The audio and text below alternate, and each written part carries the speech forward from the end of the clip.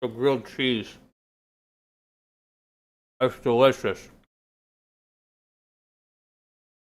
In case you were wondering, it was a grilled cheese. I was eating it. Eating dinner. I'm eating dinner beforehand. I'm hungry. Also, I gotta stop eating so late. I can use this next hour. Just yap.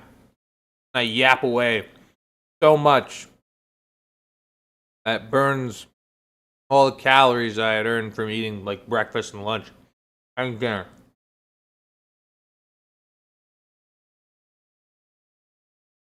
Give me a minute.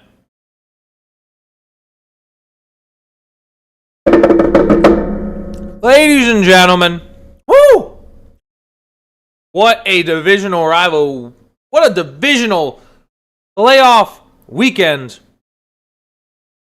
I got so many words. I got so many things to refill everyone up on the 37th episode of Free Refill. We got to see 2 overtime games in this divisional matchup, divisional playoff round. We got to see A, 2 overtime matchups, B, one of the worst quarterback performances I've ever seen, and C, an absolute spanking. We're going to get into all that, and on top of that, we have seen another head coaching opportunity open, and it is unbelievable. I mean, I didn't even have words. We're going to get into all of it. Sean McDermott, of course, out in Buffalo. Bills losing to the Broncos. Seahawks absolutely kick-butting the 49ers.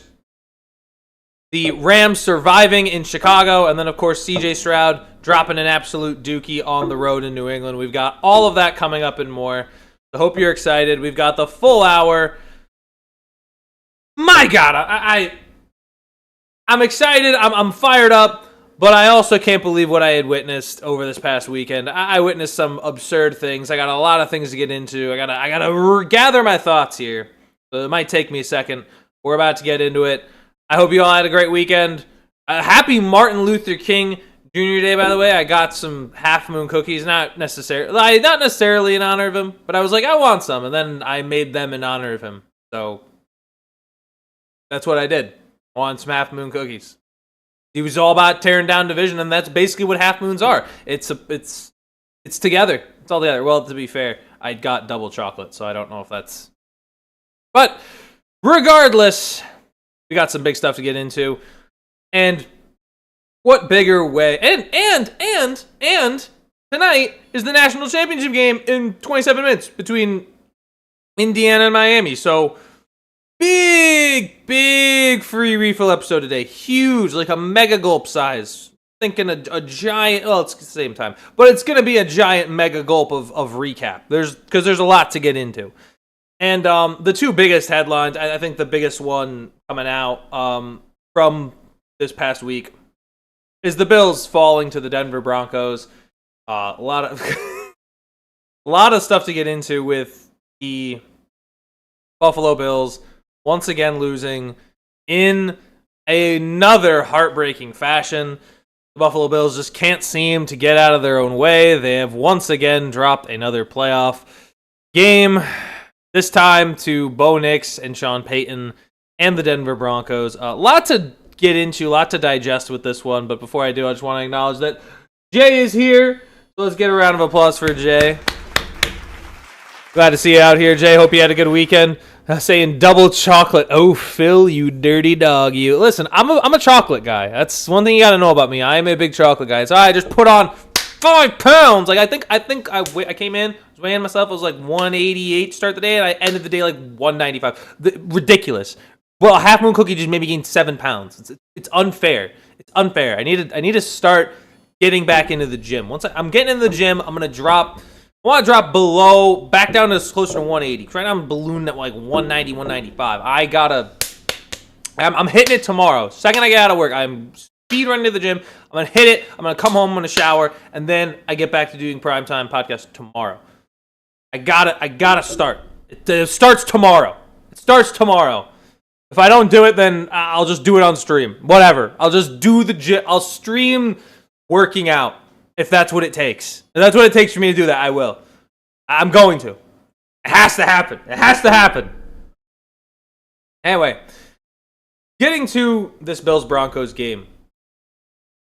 A heartbreaking loss for the Buffalo Bills. But one thing remains abundantly clear above all else. This was probably the first time that I can fully say this game was kind of on Josh Allen.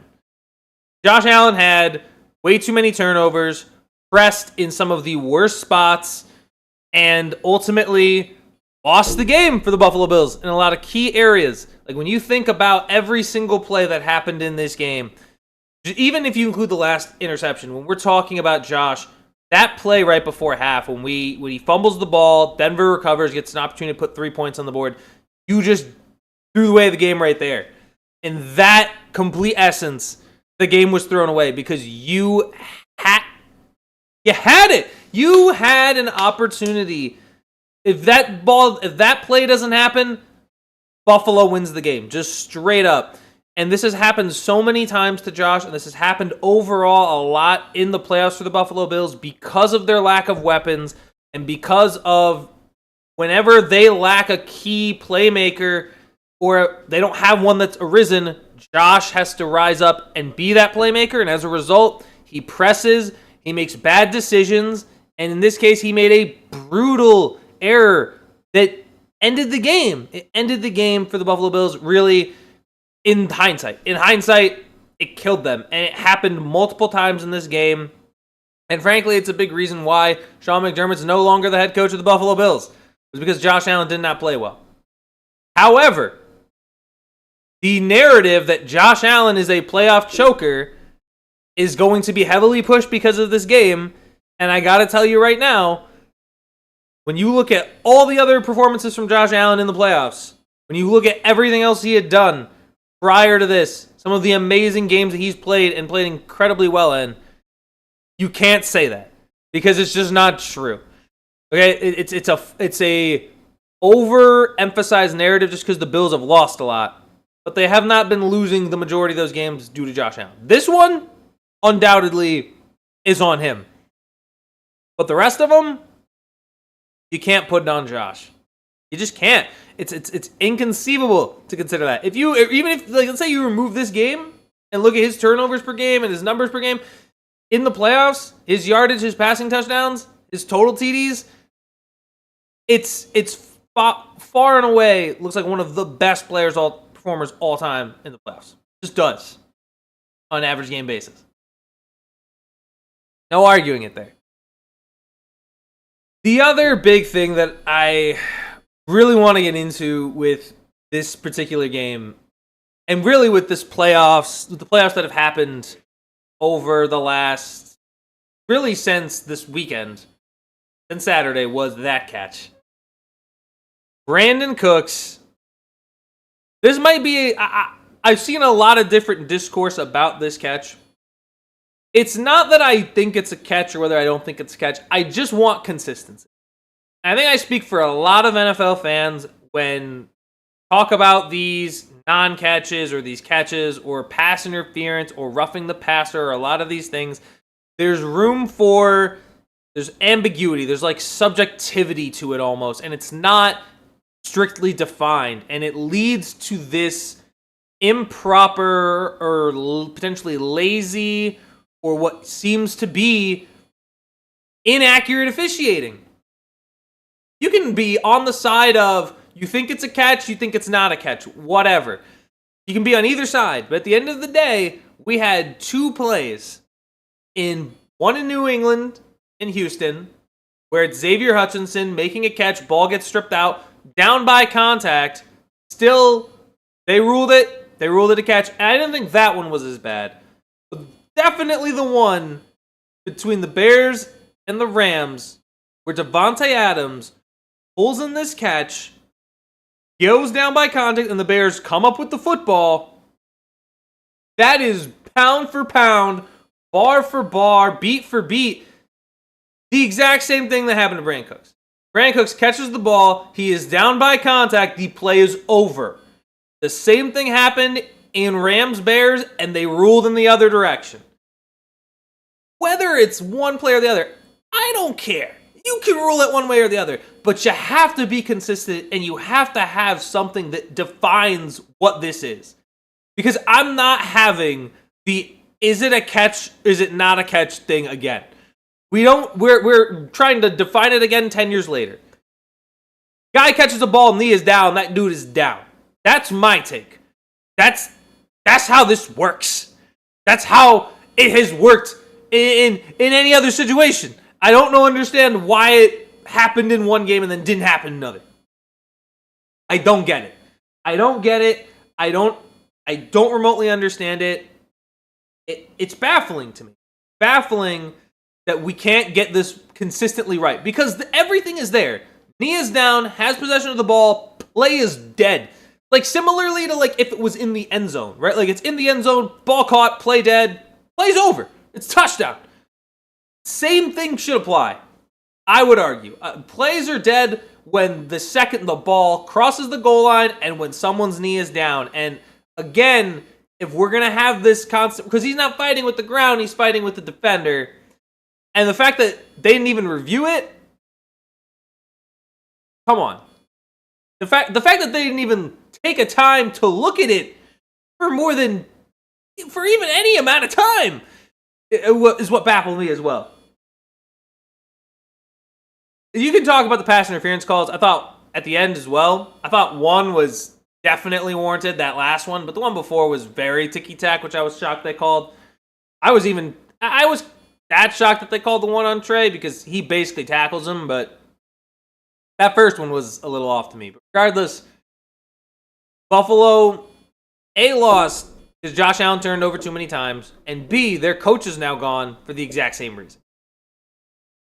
Not just that Josh turned over a lot, but also that this is a repeated trend. And the one thing that's the worst part about this that feels so crushing for Buffalo is that you see the emotion is very much there. It was on every player's face. It was on Josh Allen's face. It was on Bosa's face walking through the hall. It was on Brandon Cook's face after the game.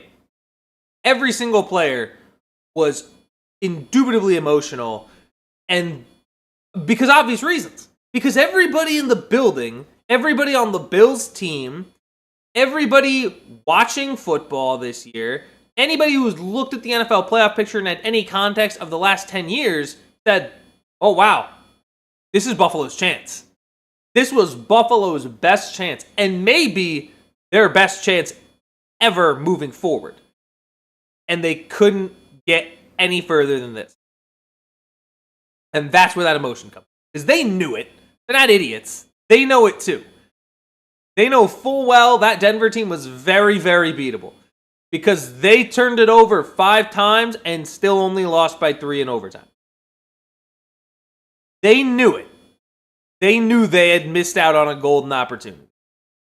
Because they know if they could go to New England and win that game. They know that. They know they can go into New England and win. Because they did earlier this year.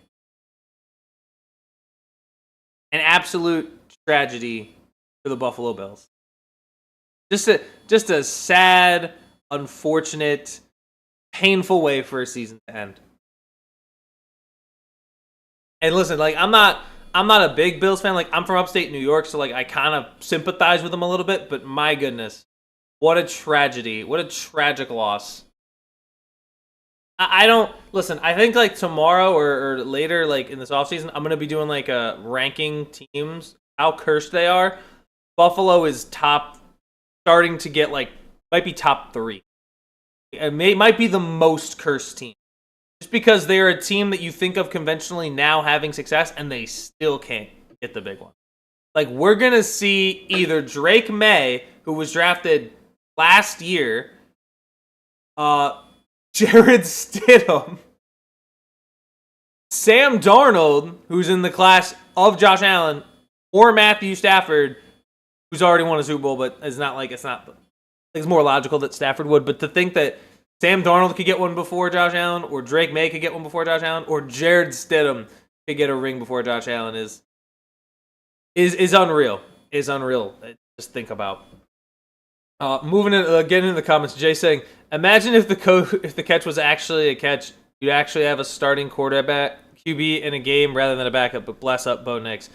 Yeah, that was the other thing too. I think now, and that's another thing to discuss is Bo Nix being out makes that game infinitely worse. The one thing, I get it, people be like, well, what about Nick Foles? The issue is with Nick Foles at least had a track record of being good before. Stidham doesn't have that. It doesn't have the same appeal as it does to Foles because Foles has had previous success before.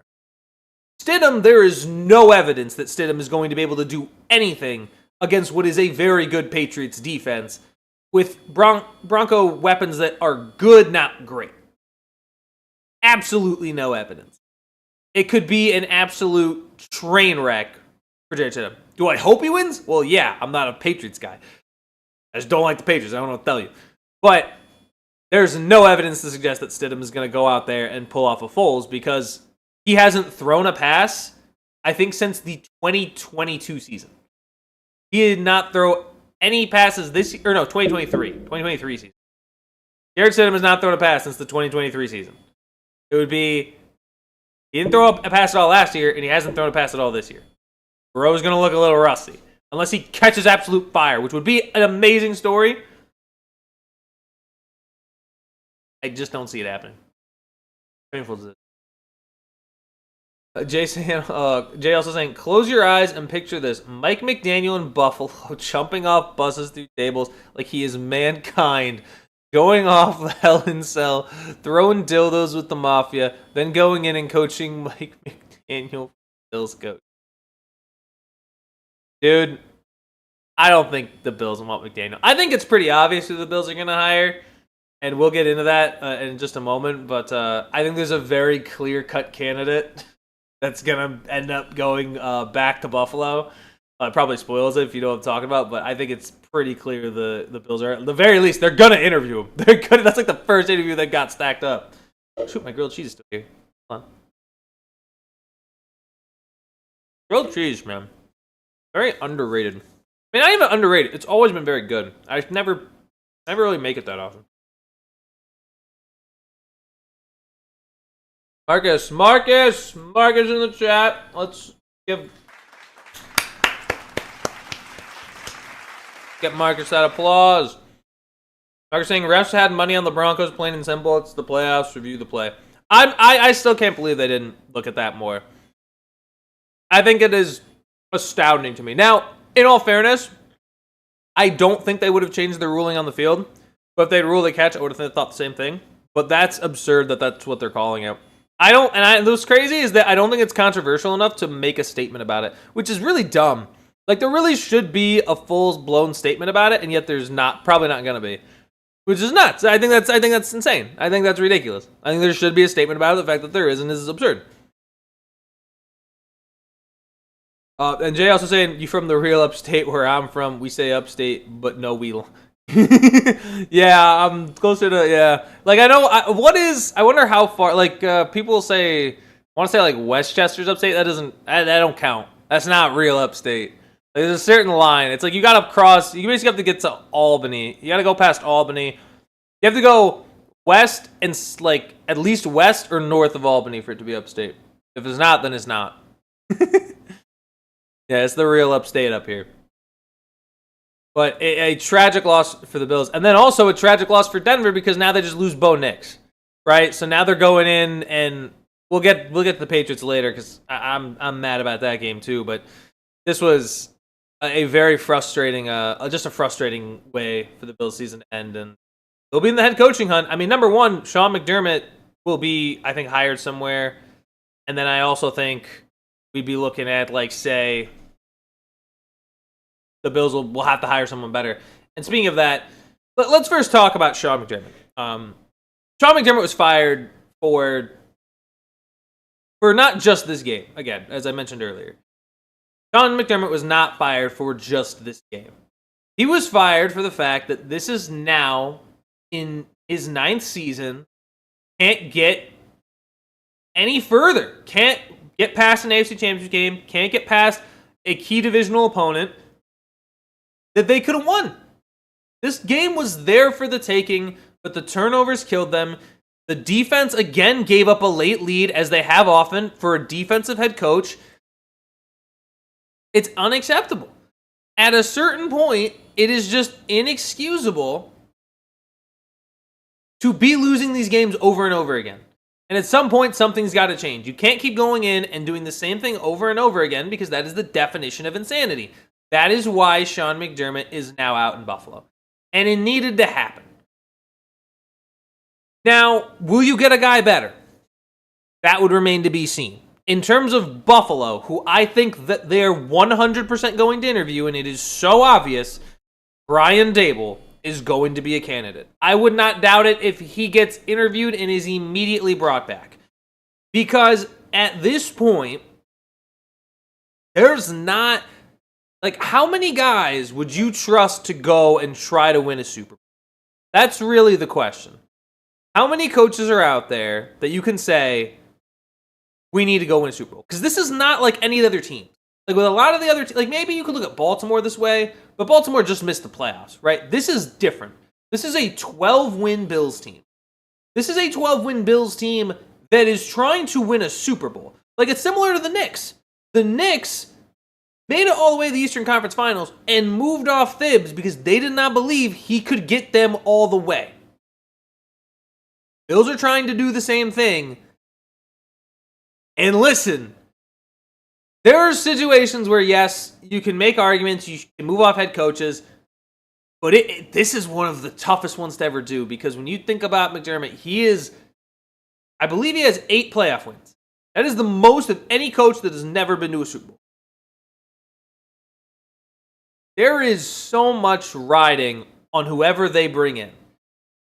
And I'm going to be honest, I think it's probably going to be Daboll, and I think I'd be terrified to say that, because I don't think Daboll, based on what I saw in New York, can win you a Super Bowl.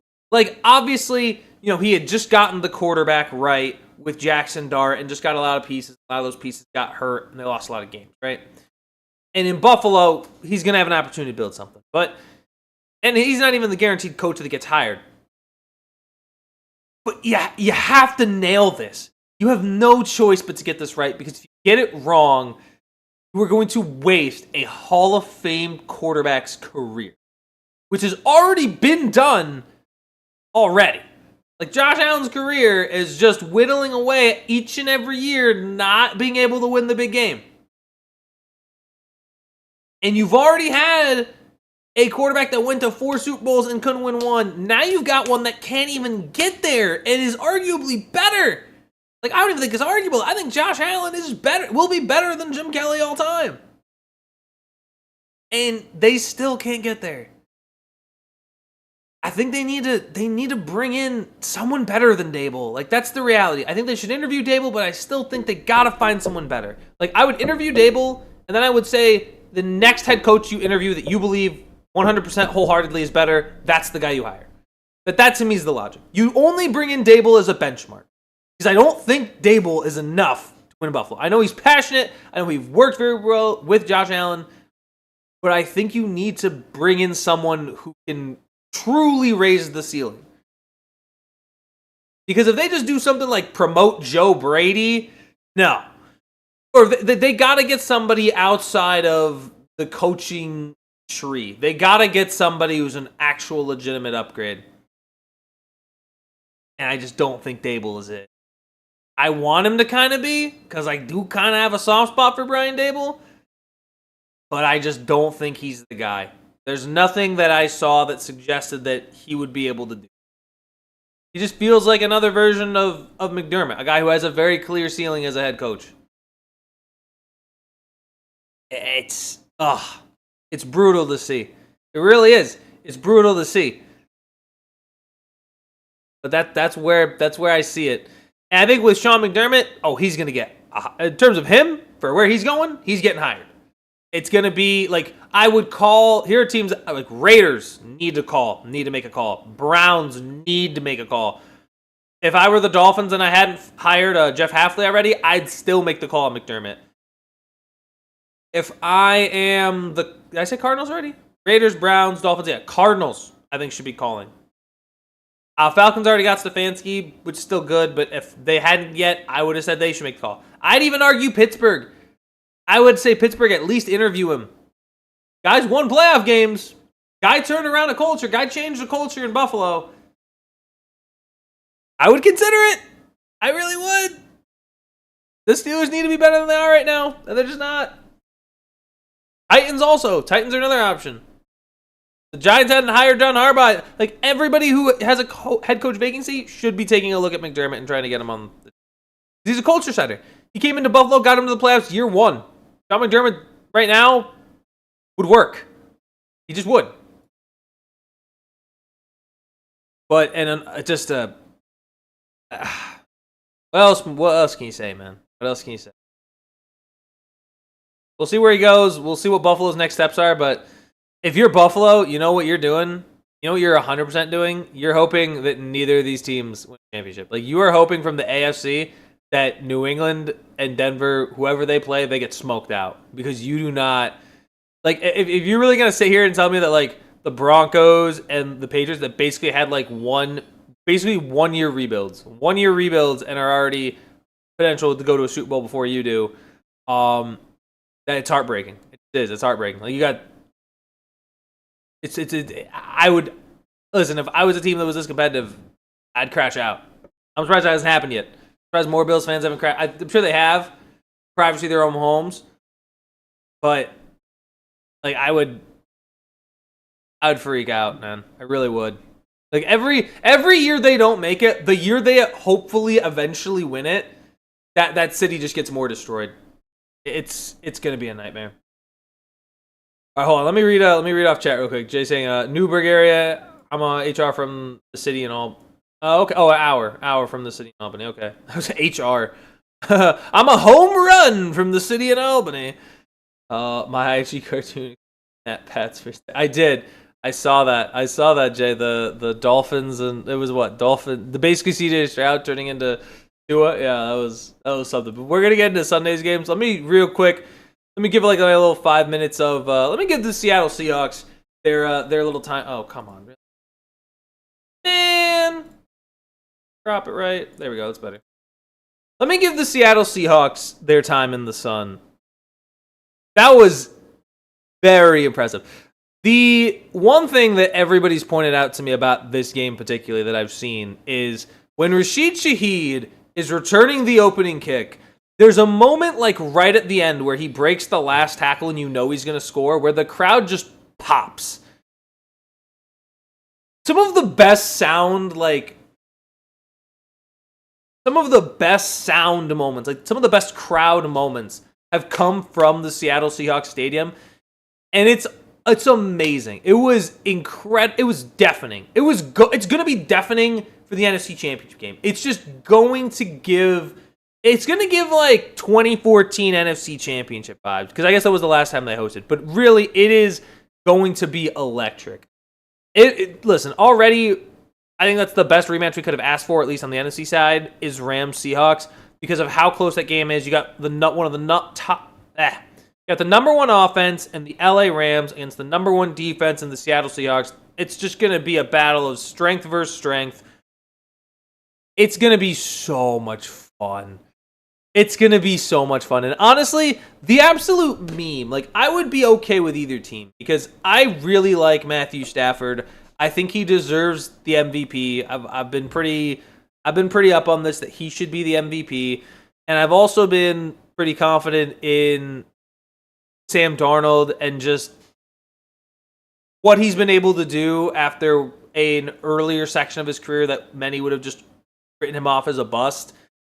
I have to be honest, I am so excited for this game. I really could see either team winning. I could see Matthew Stafford coming up clutch and making plays and winning. I could also see the Seattle Seahawks defense just be antagonizing, and maybe Sam Darnold making a clutch play or two. I'm excited for both because of what it means for their legacy. If Stafford wins and gets to another Super Bowl, first of all, that means he's been to more Super Bowls than guys like Drew Brees and Aaron Rodgers. And if he wins it, all of a sudden, you may not say he's ahead of those guys, but you'd have to at least consider him in the category of those guys. just because of how impressive this run has been as well. Like, still delivered a clutch drive after the interception. He said, all right, you gave me one too many chances. Let me go be the real Iceman in Chicago and go get it done. And then to do the same thing on the road against Carolina. If he's able to do it in Seattle against what many people believe right now is the best team in the National Football League, oh, it's going to be exciting. It's going to be good. It would be feel good. And then for Sam, for him to get to a Super Bowl and potentially win it means so much as well. When we think about who, like, they walloped San Francisco and Sam Darnold didn't have a whole lot to do with it. But for him to be able to write off that bust label by not only being able to have consistent and strong seasons, but also being able to put himself in a position to go win a Super Bowl, I got to give a lot of credit to Seattle for what they've done. I mean, it's been an incredible season for them. A shocking kind of out of nowhere season too. So I'm very excited to see what Seattle's been doing this year. It really has been a blast. Before I get into the Sunday games, though, I want to just do a little bonus take real quick. This is going to be my little bonus take. I'm going to cut in and out sometimes. This is only going to be like a minute. National Championship game is about to start. I'm probably going to tune into it about 8. I'm not going to actually watch it for the first 30 minutes. Actually, you know what? Let me just put it up here real quick. I feel like I can definitely tune into some Indiana-Miami. I do think Indiana's going to win it. I just think there's too much momentum. It's too electric. It's too much, right? Like, at the end of the day, there's just a certain amount of someone. Like, Indiana's just one of those teams that's just steamrolling through the college football playoff. Indiana ain't losing. Like, that's what I'm going to say. Indiana ain't losing this. As much as I am excited to see what Miami is capable of, I think Indiana's going to win. It just feels downright clear and obvious. Who knows? Miami, I think, could put up a fight, but there's just, how are you going to compete with the way they've been playing these? Too much. And when you consider that there's not a single 5-star recruit on the Indiana team. They are the better team, and yet they feel like underdogs. So they're going to play with such intensity.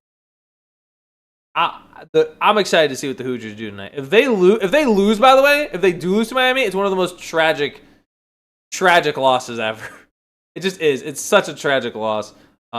But I don't know. I think what Kurt Cignetti's been doing is they'll probably be back, but that might not be true. It's very hard to do that again in college football in general, just college in general. But we'll see. It's a nice national championship game. So good luck to Miami. Good luck to Indiana. But I do have Indiana winning.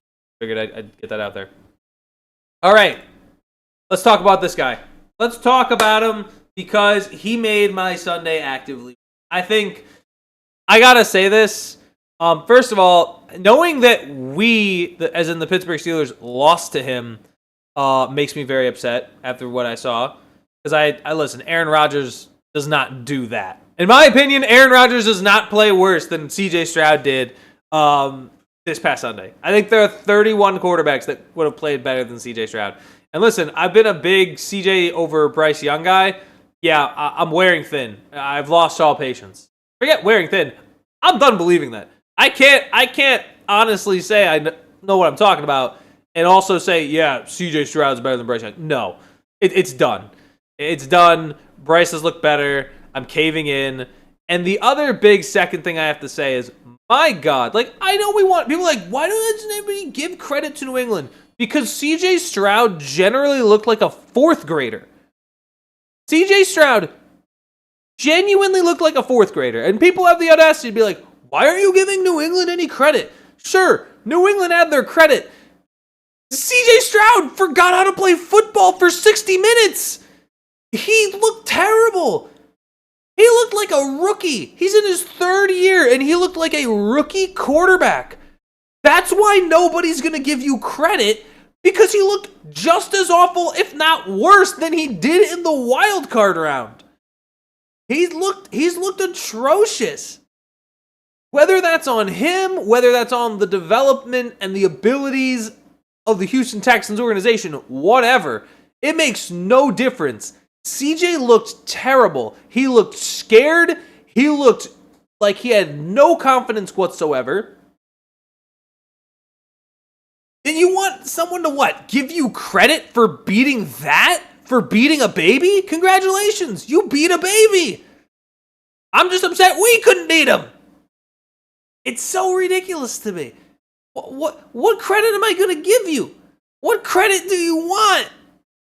You beat up on one of the worst quarterbacks I've ever seen in my life.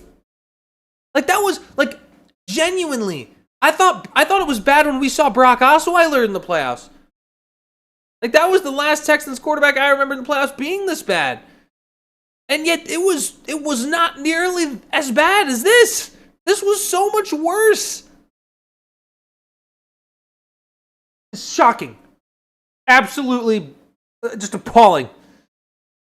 And I ain't gonna act like it's anything else. Because it was. It was embarrassing.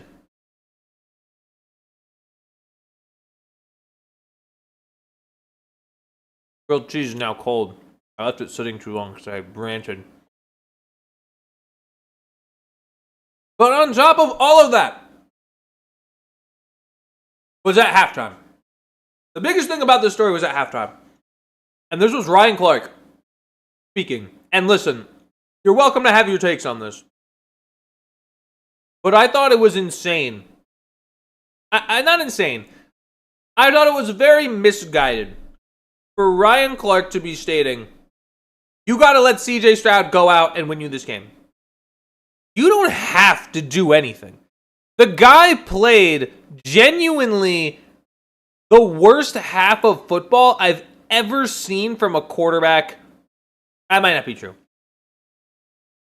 I think it was the worst first half I've ever seen from a quarterback this season. This season. And that includes guys like J.J. McCarthy. That includes guys like Josh Johnson. I don't think I saw a quarterback be this bad since like Nathan Peterman. Since Brock Osweiler. And I would still probably take Brock Osweiler. It's ridiculous. It is an absurd, illogical conclusion. At least from my perspective, I think it is an absurd conclusion by Ryan Clark to say, oh, we need to play CJ Stroud late in this game. Why not try Neckman? Why not try Davis Mills? Why not give him a chance? Because you've seen him play earlier this year, and he was better than I had thought. Why not give him a shot late in the game? What if you have to lose? You don't even have to pick, like, if I would say this right now, if you were going to say that, oh, we should let CJ Stroud finish the game and then not pick up his fifth-year option, then that's the most hypocritical thing I've ever seen in my life. And, like, someone needs to be fired. Someone needs to be fired either for letting CJ finish that game or for picking up his fifth-year option, if that's what ends up happening. Because this is clearly a quarterback that looked like a vet as a rookie and has completely regressed. Has completely just, like, there have been bad Texans QBs. I don't know which was worse. This game or Brian Hoyer versus the Chiefs. I think that's the only time I've seen a Texans quarterback play worse in a playoff game was Brian Hoyer against Kansas City. That was it. That was the only time. And yet, he didn't even throw 4 interceptions and a half. I'll be real, I think this was the worst game. The worst game by a Houston Texans quarterback in playoff history. And I don't get why the Texans chose to remain stubborn, keep Stroud in when he clearly had lost his confidence, couldn't hit anyone on the run, would overthrow his targets, underthrowing targets, was all over the place the entire game. And then you watch Drake May on the other sideline, it's like, yeah, no. They should have put Mills in. I thought they should have put Mills in coming right out of half because he was never gonna do anything more for you. Just wasn't. He lost confidence. It was. And I get it. His teammates want to support him. Got no business. Got no business being the starter next year, in my opinion. If CJ Stroud is the only quarterback, like if there's no quarterback competition next year, Houston, I'm sorry. I'm sorry, but we ain't winning the chip. And it's so embarrassing because that defense is great. That defense, say what you want, that defense played well enough. They got as many turnovers as they allowed scoring possessions.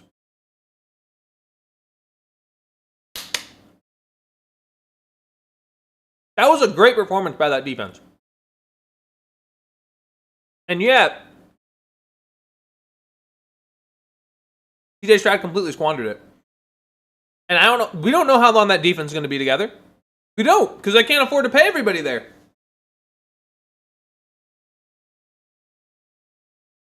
I think if you're Houston, gotta consider something. You gotta consider something. If you don't, I think you would be foolish. I think it would be foolish not to consider something. Let me say a couple positive things about the Patriots. They did win the game. Kayshon Boutte's catch was pretty impressive. Pretty impressive. It was a spectacular catch to have a one-handed catch in the rain. I will say, this team is still annoying. Like, don't kid yourselves. I still don't like New England. I will never like them. And I especially don't like them. Not even because of like Drake May or Vrabel or Campbell. The only thing that annoys me about Drake May is all of the people in every single comment section that will just type Drake May, like they're geniuses. Like it's just like it's like, oh my god, it's my GOAT. Stop. New England fans, I don't think you can honestly tell me that a New England Patriots fan under the age of 25 has suffered. Don't give me that you suffered, because you have not.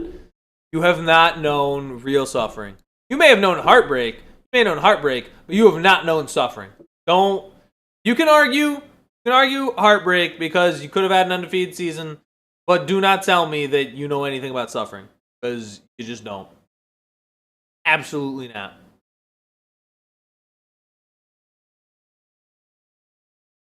Unbelievable.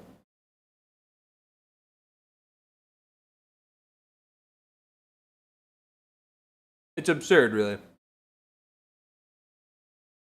And now all they have to do is beat Jared Stidham and they're in a Super Bowl. Like, that's ridiculous. Like, they're gonna, and you know what they're gonna say? They're gonna be like, oh, but the easy schedule. You played a toddler. You played an equivalent of a toddler in the divisional round of the playoffs. They put a toddler at quarterback. They put a construction worker at quarterback.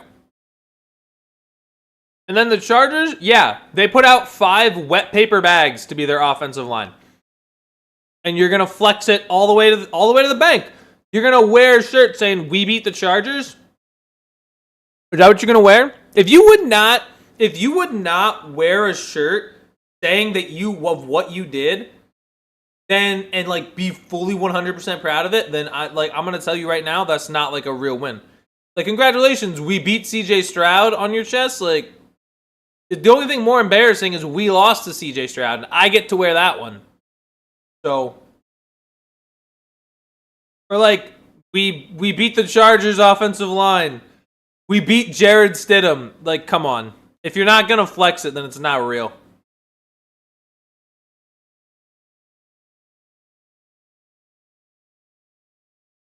Sorry, New England. I can't help you. I'm not going to.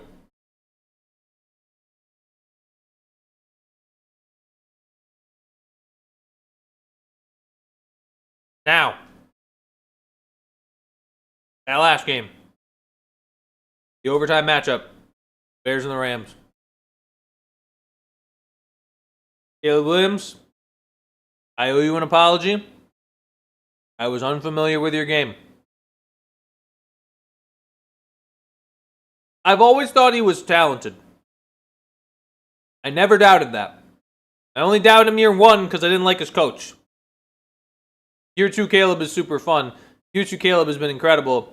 And frankly, I mean, he's going to be the next great quarterback. I mean, you can see, like, Jaden Daniels made some very impressive plays. Caleb Williams makes stuff that doesn't even make sense.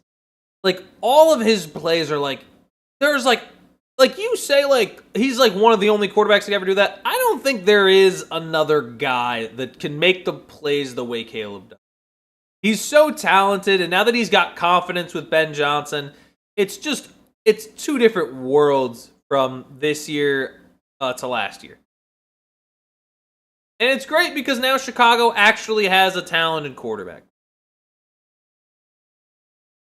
That being said, they lived and died by Caleb Williams. And then, like, you expect that. You expect that when your quarterback's probably your best player. I think, yeah, we were looking at the Bears. Caleb Williams is probably the best player. He'll make amazing plays. He'll make incredible plays like he did to Cole Kmet to tie the game and send it to overtime. And then he'll also kind of make plays like that interception to Cam Curl. Like, he'll make some great plays and he'll make some bad ones. Like, he's kind of in the... Like remember when Josh Allen early in his career would make some really dumb... I mean, he still does, but not to the same extent. Like, where he would make a really, like, lateral backwards pass. Like, I remember against the Texans, he tried it. Like, some lateral backwards pass that was really goofy. But then also he'll just make, like, this crazy scramble for, like, a full 20 seconds and throw a dot in the end zone. That's, I think, what Caleb is. Caleb's going to have, like, a similar-esque development into being that kind of a quarterback. And I'm here for it. I'm very excited. I mean, that is... Because I don't think I've ever seen that. Like, I've seen a lot... Like, I think we've all seen kind of, like, crazy, late-game, unbelievable plays. I've never quite seen a drift back 20 yards back and then a dot to the end zone basically off his back foot of 40 yards. And right where it needs to be, too. Like, it felt like a Madden play. It felt like when you're panicking in Madden. Like, when you're just drifting back and drifting back and drifting back and then launching a laser. Like, it's absurd. It doesn't make any sense at all, and yet it still works. Oh. I'm excited to see Caleb for the next... I hope for a long time. I really do. I think he's going to be amazing. I think he is immaculate. I think everything he does is just going to wow me. And that's what I hope. I really do hope that there's going to be a lot of opportunity for Caleb Williams to just do what he does. I want to see it. I really do. Jason drop back 20 yards and throws a fadeaway dot. Sheesh! I can't. And then David Carr's rolling in his grave at that quarterback performance. David Carr may have actually done better. You could have probably gotten Matt Schaub out of retirement, and I think he would have played better than CJ Stroud. You could have gotten me Brian Hoyer and TJ Yates to like play dual quarterback together. They'd play like every other snap, and I think they would have been better than CJ Stroud was in New England. Like, it's absurd. It's still absurd. My question is why the defender flopped like he was LeBron. I didn't even think he flopped. I thought Kmet tried to push off. That's what I thought. Well, my thought process was maybe Kmet pushed off. But what I didn't understand was why would he ever let Kmet leave? Like, that didn't make any sense to me. I was like yelling at my TV screen, why are you playing the ball? Why are you playing the ball in that situation and not the receiver? Because he clearly tries to deflect the pass, and I'm like, just be near the receiver and break up the pass that way. Because you know it has to go to the receiver. It doesn't matter where else the ball is going. If you're near the receiver, then there's a very low chance that ball's ever being caught. What are we doing? Also, I've got the national championship on the left side of my screen. Kickoffs at, like, the game starts at 7:30. This has been a 20-minute, like, is this how it always is? This every national, like, I don't know. I always am used to them starting sooner. I guess the Super Bowl kind of has, like, this build-up. But I don't know. I'm used to it starting sooner than this, no? Like, it's been 20 minutes. It's going to be 20 minutes. What were we doing? Come on. Hurry up. Oh. I thought it was a great game. And listen, I wouldn't have minded seeing the Bears go to Seattle and try to take down the Seahawks. But I do think the Rams will overall be the better choice because I think there's a very real chance that Seattle would just hit Chicago in the mouth and then Chicago would never have a shot after. Whereas the Rams, I think, will probably be the ones to land first strike. I think they're more likely to land first strike in that game than the Bears are. Just based on the way the Bears have played the whole year. I don't really fully buy into, Chicago being able to just land that first punch right away. I don't think it would happen personally. Maybe it does, maybe it doesn't, but I would. I don't know. It's a tough one. It's a tough one to call for sure, but they got Michael Irvin at the Michael Irvin, when he's rooting for his teams, like especially Miami, is just a different animal. It's so funny to me. It's so cool, but it's like almost scary in a sense. Oh my gosh. I still think it's Indiana, man. I think it will be a good game, but I do think Indiana. I hope this national championship game is at least close because I feel like we haven't gotten like. I always feel like it's either like a hit or miss. Like it's not as like consistent as like a Super Bowl. I feel like the Super Bowl, it's like every like 5 or 6 years we'll have like a stinker. But like with these, it's like, man, it's like really you never know if it's gonna be a blowout or really never know. It could either be a blowout or a close game. You really don't. But we'll see. We'll see what Indiana and Miami will have in store for us tonight. I'm excited for that for sure. Got 10 minutes left. I do want to get into this game. I also want to kind of edit stuff actually from this stream because I want to use a lot of this stuff to make actual clips tonight. So I've got my bonus stakes. I will go into. I'll probably get more into it tomorrow on the main course episode because I'm hoping to try to get someone on to talkie about the Bills as well as Jeff Hafley being hired by the Miami Dolphins tomorrow. So probably for about half an hour, maybe we'll have a guest on. That's my plan. But I will say, I will get my thoughts on that real quick. Jeff Hafley got hired in Miami. That was the Packers defense coordinator. And I have to be honest with you, I don't even think that's the best defense coordinator on the market. I would rather have Saleh, and I would probably rather have Jesse Winters as my head coach over Hafley. And the reason why is kind of simple, because Hafley kind of got exposed. Like, Micah got hurt. And then that defense just caved. And I get it. Like, when a defense loses their best player, obviously it's going to have an impact. But, like, they got beat up. They just couldn't do anything. And then even, like, especially, like, getting exposed, like, giving up 25 in the fourth quarter to Caleb. Like, I get it. Caleb's great. But, like, really? 25 fourth quarter points? And this, again, the Packers lost their last 5 in large part because Micah got hurt and the defense just kind of got exposed. So, I don't know. I don't know how to feel about Hafley being the head coach. It just doesn't feel like a great move because I don't think he's the best defensive coordinator available to be head coach. I think it's just let's go see if Matt LaFleur's coaching tree is any good. And I'm going to bet on the side of no. I just don't think it will be.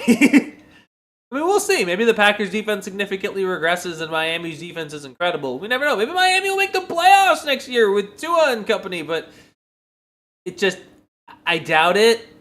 I really do. I see the vision. Like, I see the vision in Miami, don't get me wrong.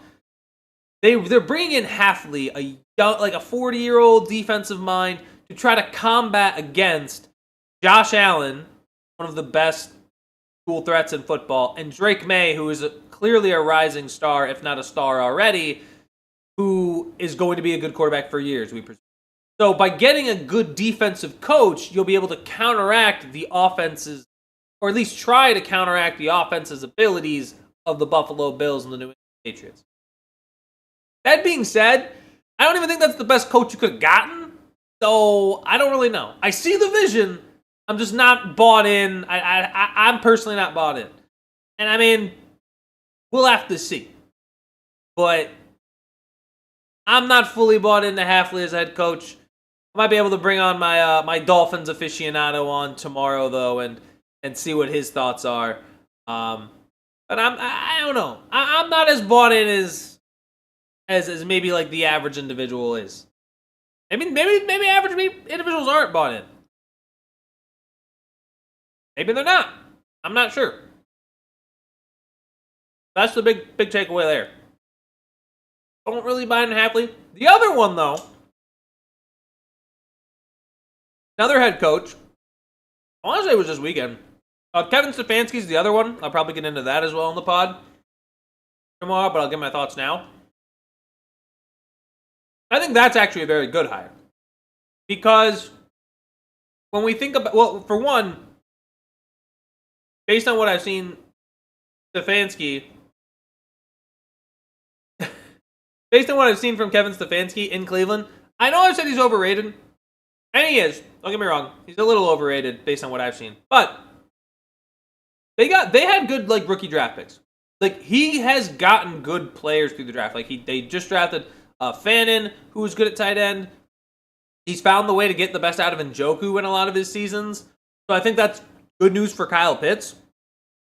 And also, like, his best wide receiver one was probably Jerry Jeudy. Now he's going to get Drake London. He's going to get Bijan.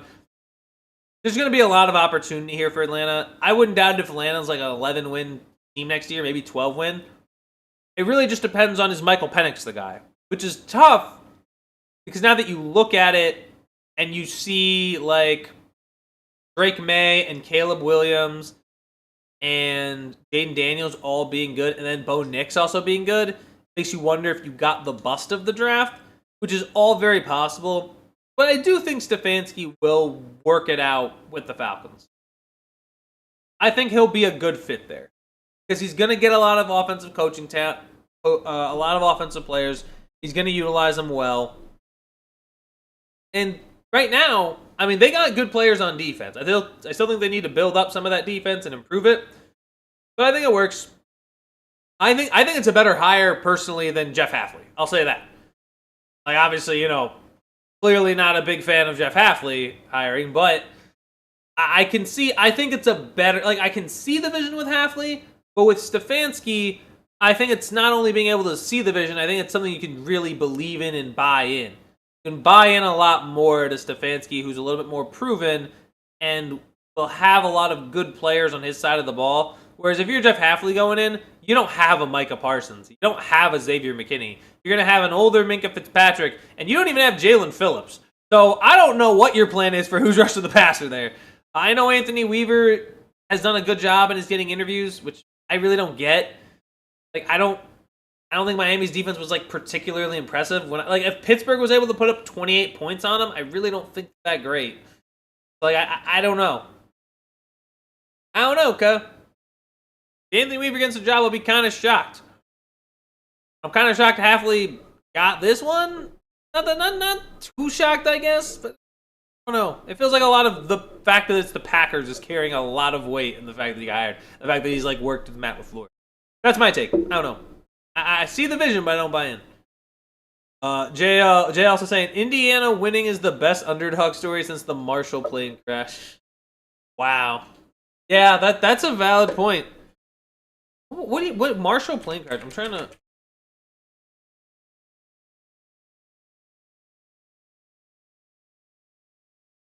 Did they...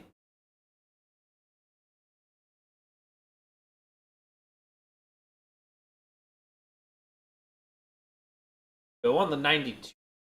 What? They won in 1970? Like Marshall Thundering Herd football? Really? I didn't know that. I didn't even know they had won a national championship. In fact, they had two. I don't even think... That's kind of nuts. You know why? Randy Moss... Well, how long did Randy play? What? Tell me I can't click on Randy right now? That's preposterous. Moss, I want to go to Randy Moss's wiki page. Thank you. Oh yeah, 1996. Look at that. He was at Florida State first. Well, I forgot about that. Forgot about all like the Randy Moss. I mean, you not really forget, but kind of it gets glossed over a little bit. The Randy Moss character issue. You know what else gets glossed over? Cam Newton character issues. Nobody talks about that. Anyway, but I don't want him calling me out because I know he'll know that I said that. Man, you talking about my character issues? Come on. And Jay also saying, and that's Phil's That's So Raven thought of the day. He's Chad Pennington. And then Chad Pennington. Wait, what? How did I not know?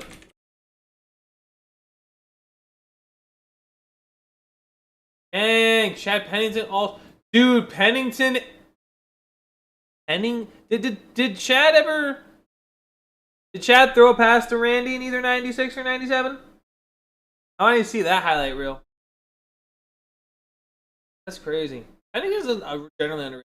I would not have known that he went to Marshall though. I could have maybe guessed Moss, but I don't know if I would have guessed. I don't know if I would have guessed Pennington. I would have guessed like TCU. I don't know. The only quarterback that like I could guess, like I know for a fact that Dalton played at TCU. Usually what I know. I usually know my division rivals' colleges very well. Like Flacco was Delaware. I know Big Ben was Miami of Ohio. There's so many Browns quarterbacks I couldn't tell you which one. I really couldn't, to be honest. Like I would go like I would know obviously Johnny Manziel's Texas A&M. That one's kind of easy. I don't think who else. Like I guess Baker's easy because that was Oklahoma. Heck, where'd Brandon Whedon go to school? That's like the main one I would have thought of. But then also like he was Cowboy. I don't even know also Oklahoma State. Dang it. That was Oklahoma. Oh my god. Alright. Indiana's got the ball. I gotta watch some national championship stuff. Thank you guys for watching. Thank you guys for watching the free refill episode 37. We keep chugging along, we keep plugging away. We're going to be here tomorrow. I'm going to see if I can either get a really sad Bills fan or one of my Dolphins, a Dolphins fan for tomorrow to talk either Jeff Hafley, and we'll either way probably talk more about the Bills and what that means going forward, and maybe even a bit of the national championship depending on how it goes. So that's my hope. Hopefully I get someone. Probably going to get my phone right now and message some of those people.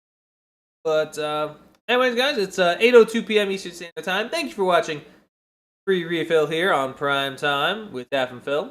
If you guys want to go ahead and hit that like button for me, awesome. If you guys want to go ahead and hit subscribe if you're not, awesome. And I appreciate you guys for tuning in. I will see y'all tomorrow on a Tuesday after I get out of the gym and get showered and all that stuff. I will see you guys then. Till then, I've been Philip White. Well, I still am, but I'll be that next time too. So. I'll see you guys next time. Yeah.